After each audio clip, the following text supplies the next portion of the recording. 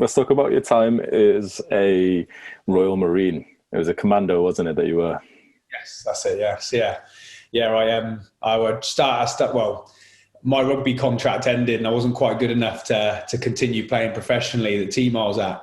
And I was already interested in the military because I was reading the Andy McNab books. You've probably seen them before, and just fascinated really about the history of the military and just the idea of it excited me, and I became quite passionate about it.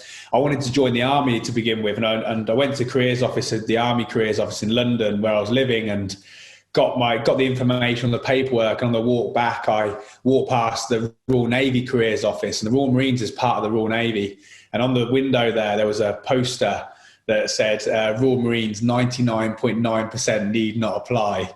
And I was like, oh, that sounds like a little bit of me. And then I went away. Obviously, I went in there, walked straight in, and got the leaflets, got the info, looked into it, and just saw what the Royal Marines is all about, what their ethos is about. The fact they've got the longest basic training in the world, the basic military training in the world, which is 32 weeks long, so about 9 months.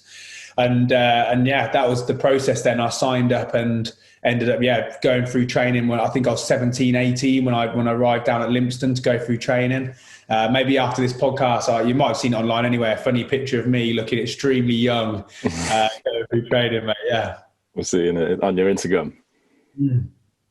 Indeed, yeah. So yeah, and then realistically, mate, I was very busy. I passed out of training, joined my unit. Was very, very lucky because it was a very active time when I was in. There was lots of things going on. We had lots of issues in Africa with things like Gaddafi and what we saw in North Africa and the issues there. And then we also saw lots of anti-piracy problems, as well as in the Middle East, things like Afghanistan and Iraq was still sort of happening. So for me, I think I joined my unit out of training. And I think pretty much about a month later, I was on a boat heading out to the Middle East for about 6 months. And I think in that 6 months, I think I visited probably around 10 to 12 different countries working. So for an 18-year-old, it was just incredible. So many experiences. I think that was my favorite trips I did. And then, yeah, from there, lots of different places, America doing training, then off to Afghanistan to do your traditional Herrick tour. And then, yeah, I suppose that was a 5-year period that I did that. What does it take to become a Marine? To be honest with you, I think you've just got to want it. I think you've got to really want it, and that's the key. And with what they do through training, they'll weed out the people that aren't interested. So as an example, me and you could not do any training for a year and turn up to training relatively unfit. But because if we wanted it, we would be able to hold on and keep improving during those 32 weeks of training and get to the end.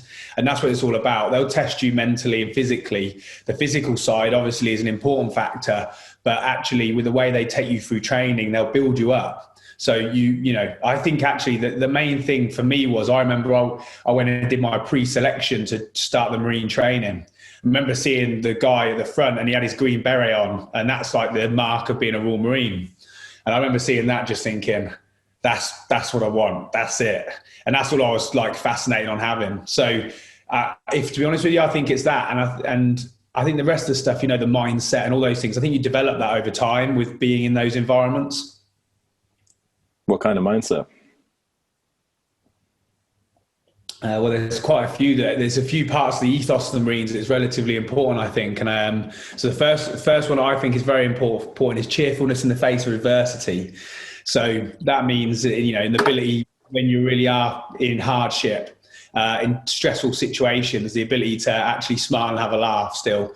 And I suppose for me, that's become something very, very important because it's a stress control. So you're only in your own bubble. So when you're in those stressful environments, you think that is the worst thing in the whole wide world. So be able to take a step back and make a joke of it sort of calms the whole situation down a lot.